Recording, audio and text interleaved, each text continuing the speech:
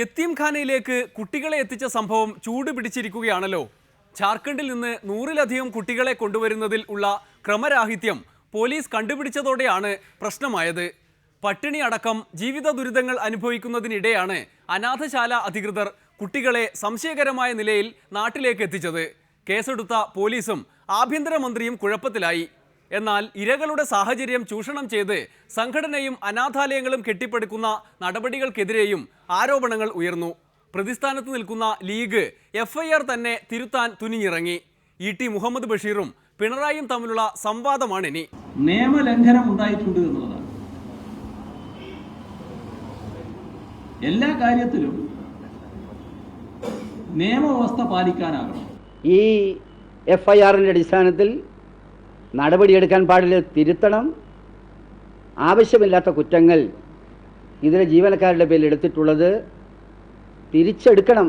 അത് തെറ്റായ സംഗതിയാണ്. ആരും നിയമത്തിന് അതീതമല്ല. ഇപ്പോൾ ഉയർന്നു വന്നിട്ടുള്ള പ്രശ്നങ്ങൾ കൃത്യമായ പരിശോധനയിലൂടെ ശരി തെറ്റ് കണ്ടെത്തുകയാണ് വേണ്ടത്. അന്വേഷണത്തിന്റെ കാര്യം 370 അപ്ലിക്കബിൾ അല്ല ഞങ്ങൾ പറഞ്ഞത്. ഞങ്ങൾ പറഞ്ഞിട്ടുള്ളത് മതപരമായ ചേരിതിരിവുണ്ടാക്കാൻ നോക്കരുത്. ഞങ്ങൾക്കറിയാം, ഞങ്ങൾ പഠിച്ചതാണ്. ഞങ്ങൾ ഈ ഓർഫണേജുകളുമായിട്ട് ഞങ്ങൾക്കറിയാം. ഓർഫണേജുകളിൽ ഈ വിധത്തിലുള്ള കാര്യങ്ങൾ ചെയ്യുന്നില്ലെന്ന് ഞങ്ങൾ ഡെഫിനറ്റായിട്ട് പറയുന്നു. ഞങ്ങൾക്കറിയാം. കുട്ടികളുടെ പ്രശ്നം മനുഷ്യത്വ പ്രശ്നമാണ്. കൃത്യമായിട്ട് ഞങ്ങൾ ആധികാരികമായിട്ട് പറയുന്നു. ഞങ്ങൾ അനാഥശാലകളുടെ, കേരളത്തിലെ അനാഥശാലകളുടെ പ്രവർത്തനങ്ങൾ വിലയിരുത്തുന്നവരാണ്, പഠിക്കുന്നവരാണ്. ഞങ്ങളതിൽ വ്യക്തമായിട്ട് പറയുന്നു, ഈ പറയുന്ന ഒരാരോപണവും ഒറ്റ ആരോപണവും ഇവിടുത്തെ യത്തീംഖാനകൾ ഉണ്ടായിരുന്നെങ്കിൽ ഓർഫണേജ് കൺട്രോൾ ബോർഡ് നടപടിയെടുക്കുമായിരുന്നു. അതെല്ലാം കൃത്രിമമായി ഫാബ്രിക്കേറ്റ് ചെയ്ത് അനാഥശാലകളെ താറടിച്ച് കാണിക്കാൻ വേണ്ടിയുള്ള അജണ്ടയോടുകൂടി പ്രവർത്തിക്കുന്നു. പക്ഷേ വ്യത്യസ്ത മതാടിസ്ഥാനത്തിലും ജാതി അടിസ്ഥാനത്തിലും തന്നെ വേണോ ഇതല്ല എന്നതും അതിന്റെ നടത്തിപ്പുകാർ ആലോചിക്കേണ്ട കാര്യമാണ്. എന്തുകൊണ്ട് അതിനെ ഒരു മതാധിഷ്ഠിത ജാതി അധിഷ്ഠിത എന്ന നിലയിൽ നിന്ന് മാറി സെക്കുലർ രീതിയിലേക്ക് വന്നുകൂടാ?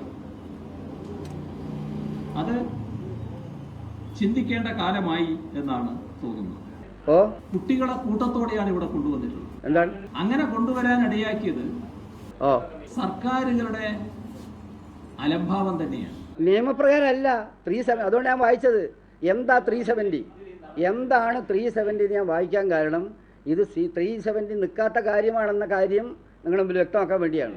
സർക്കാരുകൾ കൃത്യമായി നിയമവ്യവസ്ഥ പാലിക്കുന്നതിൽ ശ്രദ്ധിച്ചിരുന്നുവെങ്കിൽ ഇത്തരത്തിലൊരു കാര്യം സംഭവിക്കുമായിരുന്നില്ല. ഞങ്ങൾക്ക് ഏത് കമ്മീഷൻ എന്ത് പറയുന്നതല്ല ഞങ്ങൾ എൻഡോസ് ചെയ്യുന്നത്. ഞങ്ങൾ പറയുന്നത് നിയമമാണ്. ഇപ്പൊ നമ്മളെല്ലാവരും കേൾക്കുന്നു ജാർഖണ്ഡിൽ നിന്നാണ് കുട്ടികൾ വന്നത്. ജാർഖണ്ഡിൽ ആരാ പ്രധാനികൾ? എന്താണ്? ഒന്ന് കോൺഗ്രസ്, മറ്റൊന്ന് BJP. ഈ രണ്ടു കൂട്ടരും ആ സർക്കാരിന്റെ വികസന കാര്യത്തിൽ എന്ത് നടപടി സ്വീകരിച്ചു? അതിപ്പോ ഇങ്ങനെയും പറയുന്നുണ്ടല്ലോ. ഈ കുട്ടികളുടെ വിദ്യാഭ്യാസ കാര്യത്തിൽ എന്ത് ശ്രദ്ധിച്ചു? എന്ത്?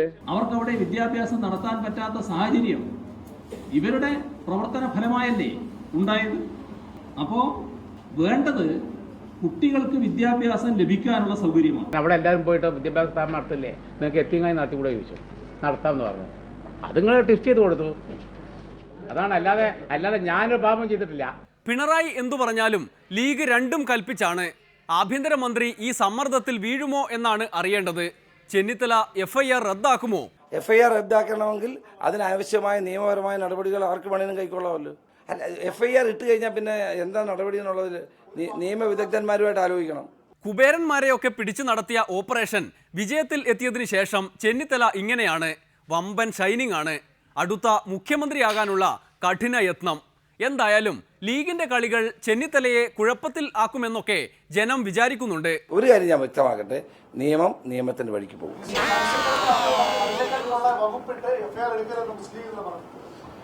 ഞാൻ പറയേണ്ടതെല്ലാം പറഞ്ഞു.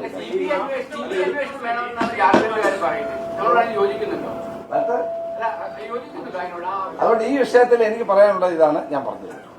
വേറെ എന്തെങ്കിലും വിഷയം ഉണ്ടോ? അല്ല, ഇത് സംബന്ധിച്ച് എന്റെ അഭിപ്രായം ഞാൻ പറഞ്ഞു കഴിഞ്ഞു.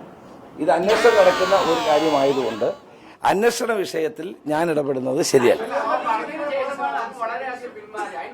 ഞാനൊന്നും പിന്മാറി. ഞാൻ ഇവിടെ പിന്മാറി. അല്ലല്ല, ആഭ്യന്തര വകുപ്പ് മന്ത്രി എന്നുള്ള നിലയിൽ അന്വേഷണം നടക്കുകയും കോടതിയിൽ ഇരിക്കുകയും ചെയ്യുന്ന ഒരു കേസിനെ പറ്റി അഭിപ്രായം പറയുന്നത് ശരിയല്ല. അത് ഞാൻ എപ്പോഴും പുലർത്തി വരുന്നവരിൽ എന്നൊരു സമീപനമാണ്. ആഭ്യന്തരമന്ത്രി അങ്ങനെ അന്വേഷണം നടന്നുകൊണ്ടിരിക്കുമ്പോൾ, പോലീസ് അന്വേഷണം നടക്കുമ്പോൾ ആ അന്വേഷണ കാര്യത്തിൽ ഇടപെട്ട് സംസാരിക്കുന്നത് അത് പോലീസ് അന്വേഷണത്തെ സ്വാധീനിക്കുന്നതാകും. അതുകൊണ്ടാണ് ഞാൻ അഭിപ്രായം പറയാത്തത്. അതുകൊണ്ടാണ് ഞാൻ പറയുന്നത് നിയമത്തിന്റെ വഴിക്ക് പോകുമെന്ന് പറഞ്ഞതിന്റെ കാരണം അതാണ്.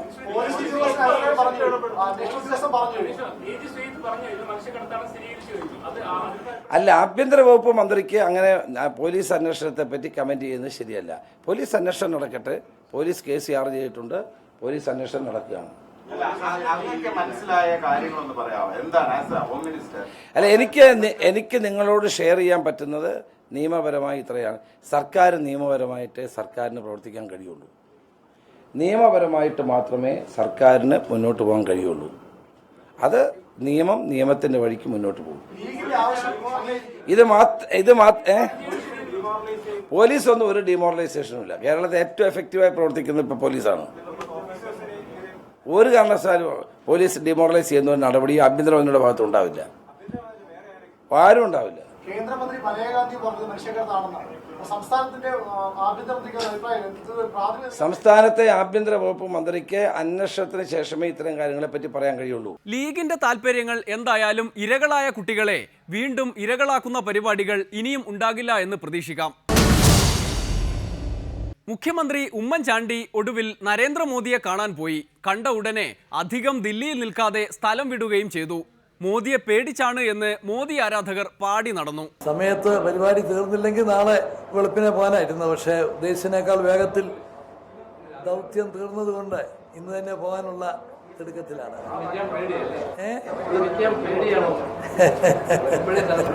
ഇവിടെ നിൽക്കാൻ പേടിയുണ്ടായിട്ടല്ല, പക്ഷെ അവിടെ ചെന്നാൽ ചെയ്യാവുന്ന കാര്യങ്ങളെക്കുറിച്ച് ചില ബോധ്യം ഉള്ളത് കൊണ്ട് എത്രയും വേഗം അങ്ങ് പോകുക എന്നുള്ളതാണ്.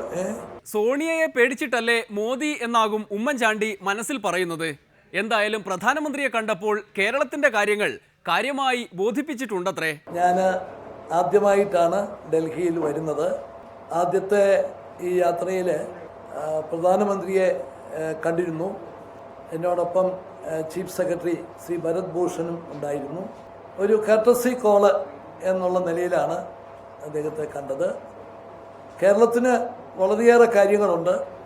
ഏതെങ്കിലും കാര്യങ്ങളെക്കുറിച്ച് ചോദിച്ചാൽ ആ കാര്യങ്ങൾ പറയുന്നതിന് തയ്യാറുമായിരുന്നു.